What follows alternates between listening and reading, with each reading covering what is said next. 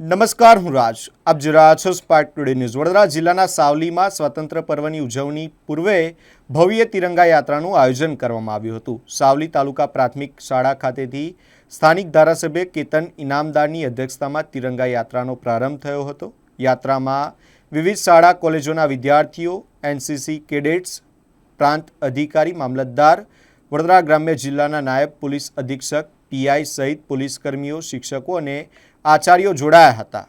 આ ઉપરાંત આ તિરંગા યાત્રામાં નગરપાલિકાના હોદ્દેદારો, નગરસેવકો, નગરજનો તેમજ સાવલી ડેસર તાલુકાના હોદ્દેદારો અને કાર્યકર્તાઓ પણ મોટી સંખ્યામાં તિરંગા યાત્રામાં જોડાયા હતા. ડીજેના તાલે ગુંજતા દેશભક્તિના ગીતો અને હાથમાં લહેરાતા તિરંગા સાથે યાત્રા સાવલી નગરના રાજમાર્ગો પરથી પસાર થઈ હતી. તિરંગા યાત્રા સાવલી પ્રવેશદ્વાર પાસે આવેલા લોહ પુરુષ સરદાર વલ્લભભાઈ પટેલની પ્રતિમા પાસે પહોંચી હતી, જ્યાં મહાનુભાવોએ સરદાર પટેલને પુષ્પાંજલિ અર્પણ કરી હતી. ત્યારબાદ તિરંગા યાત્રાની પૂર્ણાહુતિ કરવામાં આવી હતી. યાત્રાના રૂટ પર સાવલી નગરપાલિકા દ્વારા લોકોને ઠંડા પાણીની બોટલોનું વિતરણ પણ કરવામાં આવ્યું હતું. તિરંગા યાત્રાને પગલે સમગ્ર સાવલી નગર દેશભક્તિના રંગે રંગાઈ ગયું હતું અને ભારત માતા કી જયના નાદ સાથે વાતાવરણ ગુંજી ઉઠ્યું હતું.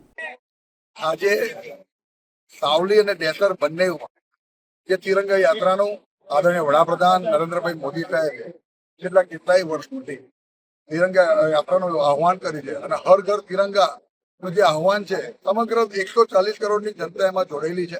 સ્વતંત્ર દિવસના આગલે દિવસ 2-4 દિવસ એટલે એક વીક આપણે લોકો સ્વતંત્ર દિવસ ઉજવતા હોય છે, સપ્તાહ ઉજવતા હોય, ત્યારે દેશનો પ્રત્યેક વ્યક્તિ દેશ માટે એની પોતાની જે ભાવના છે, જે દેશદત્ત છે, દરેક વ્યક્તિ દેશ માટે મર મીટવા તૈયાર છે અને આ યાત્રાથી દરેકની દેશભક્તિ જોડાઈ છે.